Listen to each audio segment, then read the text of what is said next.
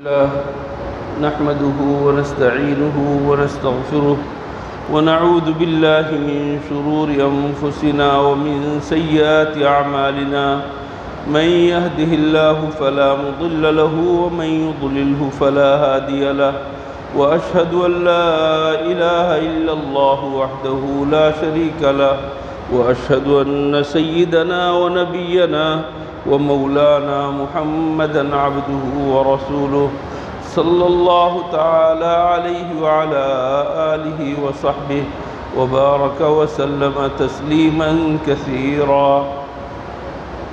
أما بعد فأعوذ بالله من الشيطان الرجيم. بسم الله الرحمن الرحيم.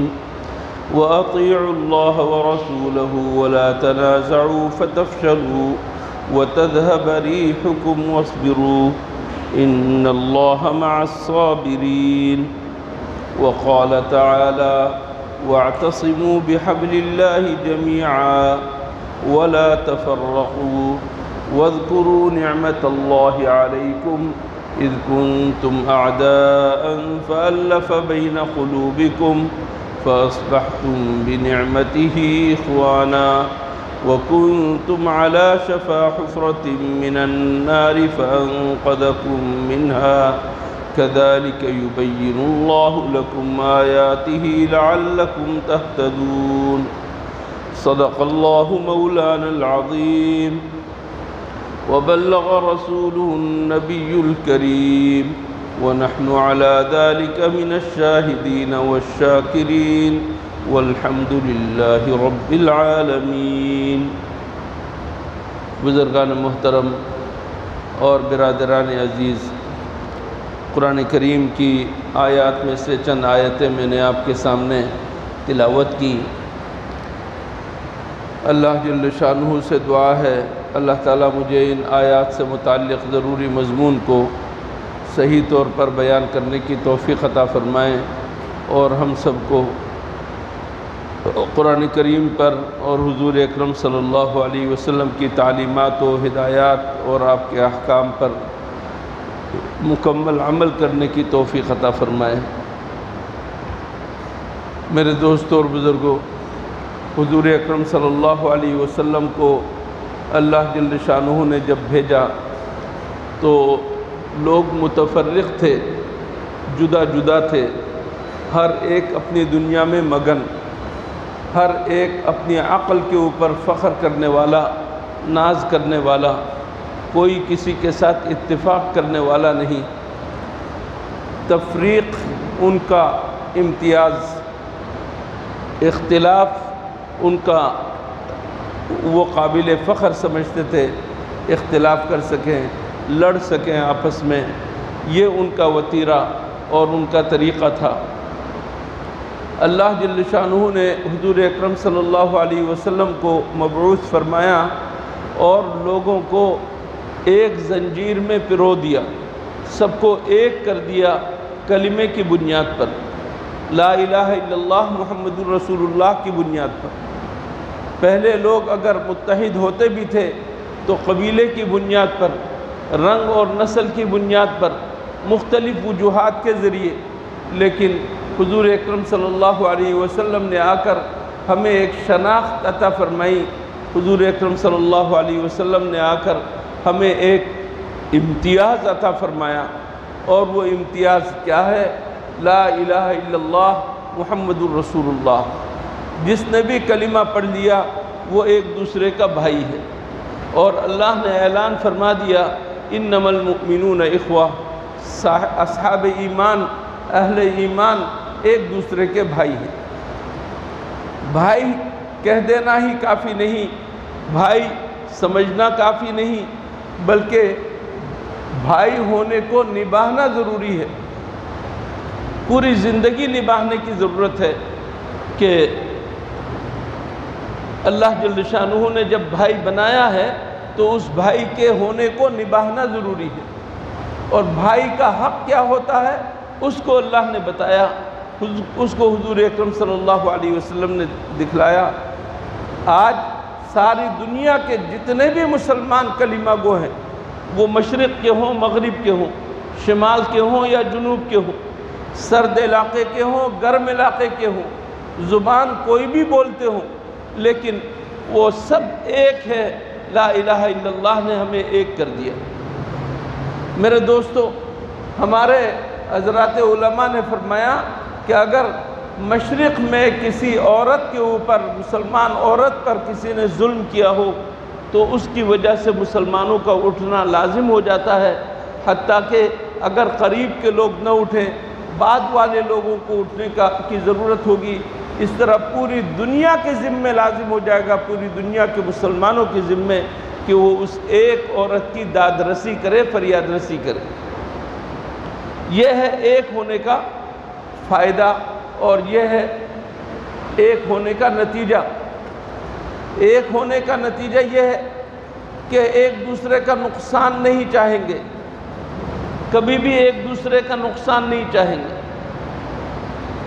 حضور اکرم صلی اللہ علیہ وسلم کے ایک صحابی تھے، حضرت جریر ابن عبداللہ بجلی رضی اللہ تعالیٰ عنہ۔ حضرت جریر رضی اللہ تعالیٰ عنہ کا معمول تھا، جب بازار جاتے اور کسی سے کوئی چیز خریدتے تو اس سے کہتے کہ تمہارا اور میرا جو سودا ہوا ہے 5 روپے میں ہوا ہے، 5 درہم میں ہوا ہے، تمہاری چیز میرے نزدیک 5 درہم سے زیادہ کی ہے، تم اور بڑھا دو قیمت۔ میں نے جو 5 درہم تمہیں دیے یہ کم ہے، تمہاری چیز کی قیمت اور زیادہ ہے، تم 5 پہ راضی ہو گئے، اس وجہ سے ہمارا سودا ہو گیا، تم اس کی بڑھانا چاہو تو قیمت اور بڑھاؤ۔ وہ کہتا 6 درہم، 7 درہم، اور یہ قبول کرتے چلے جاتے، قبول کرتے تھے۔ کیوں؟ کہتے ہیں کہ ایک مسلمان کا نقصان نہیں ہونا چاہیے اور ایک مسلمان کو خوش کرنا چاہیے۔ حضور اکرم صلی اللہ علیہ وسلم کے پاس ایک آدمی آیا اور اس نے حضور اکرم صلی اللہ علیہ وسلم سے اپنے قرض کا مطالبہ کیا، کوئی سودا کیا تھا، اس کے پیسے مانگے، پیسوں کو تول کر دینے کی ضرورت تھی۔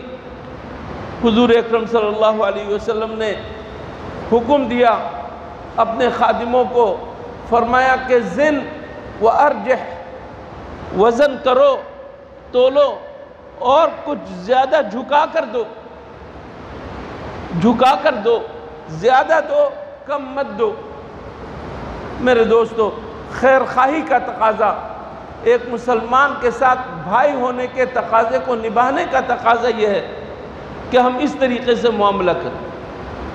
سبزی فروش ہے، بیچارہ سبزی بیچ کر گزارا کر رہا ہے، اور وہ کہتا ہے 10 روپے کلو، اور آپ کہتے ہیں کہ 8 روپے کلو ہو تو میں لوں گا ورنہ نہیں لوں گا، اور اس کا نقصان ہو رہا ہے۔ آپ 8 روپے سے اوپر نہیں جاتے اور اس کا نقصان ہو رہا ہے۔ نہیں، تقاضا یہ ہے کہ اگر وہ 10 روپے کہہ رہا ہے تو 10 روپے دے دو۔ خیر خواہی کا تقاضا یہ ہے، 10 روپے کیا، اگر 1 روپیہ اور زیادہ دے دو، 11 روپے دے دو، تو یہ خیر خواہی اور زیادہ ہوگی اور اس سے محبت تمہارے درمیان بڑھے گی۔ ایک تھوڑے سے پیسے، 1 روپے خرچ کر کے اگر دونوں کے درمیان محبت میں اضافہ ہو جائے، میرے دوستو، یہ سودا خراب نہیں ہے، نقصان کا سودا نہیں ہے۔ آپ کے پڑوس میں آپ کے پڑوسی رہتے ہیں، چاہے وہ آپ کا رشتہ دار ہو یا رشتہ دار نہ ہو، دین کا تقاضا یہ ہے کہ آپ اس پڑوسی کا حق ادا کرنے والے بنیں اور اس کے ساتھ خیر خواہی کا معاملہ ہو۔ خیر خواہی کا معاملہ کیا کہ رات کو آپ آرام کرنے کے وقت اپنی دیوار پہ کیل نہ ٹھوکیں تاکہ اس کو تکلیف نہ ہو۔ آپ اپنے گھر میں شور نہ مچائیں تاکہ اسے تکلیف نہ ہو۔ آپ اپنے گھر میں ایسا سالن جس کی خوشبو اس تک پہنچے اور وہ غریب ہو، وہ ایسا سالن مہیا نہ کر سکتا ہو، آپ اپنے گھر میں نہ پکائیں۔ اور اگر آپ نے ایسا سالن بنا لیا جس کی خوشبو اس کے گھر تک پہنچتی ہے تو تھوڑا سا سالن لے کر اس کو بھی دے دو اور اپنے ساتھ شریک کر دو۔ یہ پڑوسی کا حق ہے، اور پڑوسی کے ساتھ اختلاف نہ کرو بلکہ اس کے ساتھ بھائی پنے کا سلوک کرو، کہ بھائی کے ساتھ کس طریقے سے کوئی شخص سلوک کرتا ہے وہ کام کرو۔ حضرت عبد الرحمن ابن عوف رضی اللہ تعالیٰ عنہ عشرہ مبشرہ میں سے ہیں، ان خوش نصیبوں میں سے جن کو حضور اکرم صلی اللہ علیہ وسلم نے ایک ہی نشست میں جنت کی خوشخبری دی تھی۔ بڑے صحابہ کرام میں سے مکہ مکرمہ سے ہجرت کی، مدینہ منورہ آئے، مدینہ منورہ میں حضور اکرم صلی اللہ علیہ وسلم نے ان کو ایک انصاری کے ساتھ بھائی بنا دیا، انصاری کے ساتھ بھائی بنا دیا۔ انصاری خوش کہ مجھے ایک مہاجر بھائی ملا ہے، خوش ہو کر اس انصاری نے حضرت عبد الرحمن ابن عوف سے کہا کہ بھائی تم میرے بھائی ہو، میرے پاس مکان ہے اس کو آدھا آدھا کر لیتے ہیں، میرے پاس جو مال ہے اس کو آدھا آدھا کر لیتے ہیں، حتیٰ کہ یہاں تک پیشکش کی میرے پاس ایک سے زائد بیوی ہے، تم جس کو پسند کرو گے میں اسے طلاق دے دوں گا، عدت کے گزرنے کے بعد آپ اس سے نکاح کر لیں۔ یہ ہے ایثار۔ حضرت عبد الرحمن ابن عوف رضی اللہ تعالیٰ عنہ نے فرمایا کہ بھائی جان، اللہ تعالیٰ آپ کے مال میں، آپ کی بیویوں میں، آپ کے گھر میں، آپ کی اولاد میں، سب میں برکت عطا فرمائے۔ مجھے ان چیزوں کی ضرورت نہیں، بس مجھے بازار کا راستہ دکھا دو، میری اتنی رہنمائی کر دو۔ بازار کا راستہ دکھایا اور انہوں نے تجارت کرنی شروع کر دی۔ چند ہی دنوں میں انہوں نے نکاح کر لیا۔ کپڑے پر کچھ نشان لگ گیا تھا عطر کا۔ حضور اکرم صلی اللہ علیہ وسلم نے دیکھ کر پوچھا کہ عبد الرحمن کیا تم نے شادی کر لی، نکاح کر لیا؟ تو کہا کہ ہاں یا رسول اللہ میں نے نکاح کر لیا۔ اس پر حضور اکرم صلی اللہ علیہ وسلم نے فرمایا کتنا مہر دیا؟ تو انہوں نے مقدار بتائی کہ میں نے اتنا سونا میں نے مہر کے طور پر دیا۔ دیکھیے سب کچھ چھوڑ چھاڑ کر آئے اور یہاں آ کر تجارت کی، کام کیا اور اللہ تعالیٰ نے برکت دی۔ اصل مقصود میں جو بتا رہا ہوں وہ یہ کہ بھائی نے بھائی ہونے کا حق ادا کیا۔ انہوں نے پیشکش کی، آفر کی کہ میں آپ کے ساتھ ہر ممکن تعاون کروں گا، اور انہوں نے کہا کہ بھائی ہونے کا تقاضا یہ ہے کہ میں آپ کو تکلیف نہ دوں، میں اپنی دنیا خود بسا لوں اور اپنے پیروں پہ خود کھڑا ہو جاؤں۔ ایک دوسرے کی خیر خواہی میرے دوستو اس طریقے سے ہوتی ہے۔ آپ کے پڑوس میں آپ کے پڑوسی بھوکے مر رہے ہوں، فاقہ کشی کر رہے ہوں، اور ہے ہمارے معاشرے میں اب ایسے جو واقعی فاقہ کشی کر رہے ہوتے ہیں، بیمار ہوتے ہیں، علاج کے پیسے ان کے پاس نہیں ہوتے، بھوکے ہوتے ہیں، کھانے کے لیے ان کے پاس کچھ نہیں ہوتا۔ ایسے لوگ ہمارے معاشرے میں موجود ہیں۔ اللہ تعالی ہمارے اوپر رحم فرمائے۔ بھائی ہونے کا تقاضا کیا ہے؟ انسان ہونے کا تقاضا بھی اگر سوچ لیں، جاندار کا بھی ایک حق ہوتا ہے۔ ایک پرندہ پیاس کی وجہ سے، بھوک کی وجہ سے آپ کے سامنے آ کر مر جائے تو آپ کا دل کیا کہے گا؟ آپ کا دل کہے گا کہ میں اس کے لیے تھوڑا سا باجرہ اگر میں مہیا کر لیتا، تھوڑا سا پانی اگر میں اسے دے دیتا تو اس کی جان بچ جاتی۔ آپ اس جانور کے اوپر بھی رحم کرتے ہیں۔ آپ اپنے قریب بیواؤں کو تو دیکھیں، یتیموں کو دیکھیں، مسکینوں کو دیکھیں، غریب آدمیوں کو تو دیکھیں۔ بھائی ہونے کا تقاضا کیا ہے؟ لیکن میرے دوستو افسوس کی بات ہے، حد سے زیادہ افسوس کی بات ہے، آج ایک پڑوسی کو سب سے زیادہ اختلاف کس سے ہے؟ اپنے پڑوسی سے۔ آج سب سے زیادہ اعتراض بیٹے کو باپ پر ہے۔ آج سب سے زیادہ ناراض ایک باپ اپنے بیٹوں پر ہے۔ کیوں آخر یہ اختلاف کیوں پیش آ رہا ہے؟ اس وجہ سے کہ ہم نے ایک دوسرے کے حقوق پہچاننے کی کوشش نہیں کی۔ حضور اکرم صلی اللہ علیہ وسلم نے ہم میں سے ہر ایک کے حقوق بتا دیے۔ بیوی کے حقوق ہیں شوہر پر، شوہر کے حقوق ہیں بیوی پر، والدین کے حقوق ہیں اولاد پر، اور اولاد کے حقوق ہیں والدین پر، پڑوسی کے حقوق، رشتہ داروں کے حقوق۔ لیکن آج مار دھاڑ کی کیفیت ہے، ہر ایک فرد دوسرے سے اختلاف کرنے پر تلا ہوا ہے، معمولی معمولی باتوں کے بہانے، معمولی معمولی اختلاف کے بہانے، کہ فلاں نے میرے ساتھ یہ کیا، فلاں نے میرے ساتھ یہ کیا، اور معمولی چیزوں کی وجہ سے ہم ایک دوسرے سے تعلق توڑ لیتے ہیں۔ اللہ کے نزدیک یہ کوئی پسندیدہ چیز نہیں ہے میرے دوست، اللہ کے نزدیک پسندیدہ چیز نہیں ہے کہ معمولی چیزوں کی وجہ سے تم تعلقات بگاڑ دو اور اپنے آپ کو کمزور کر لو۔ ایک باپ کے 6 بیٹے ہیں، 4 بیٹے ہیں، ان چاروں بیٹوں کے درمیان اتحاد اور اتفاق ہوگا تو ان کی طاقت برقرار رہے گی۔ اگر ان کے اندر اتحاد اور اتفاق نہیں ہوگا، ان کے اندر اگر اتحاد اور اتفاق نہیں ہوگا تو ان کی طاقت بڑھ جائے گی۔ طاقت کے بڑھنے کا مطلب ہے کمزور ہو جانا۔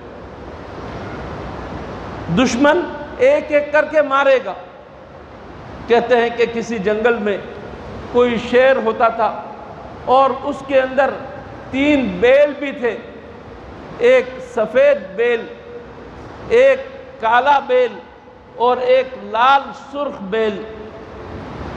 شیر نے ایک مرتبہ ان کو کھانا چاہا، حالانکہ دوستی تھی، کھانا چاہا، حملہ کرنا چاہا، تینوں بیل آپس میں جڑ گئے اور شیر کے اوپر حملہ آور ہو گئے۔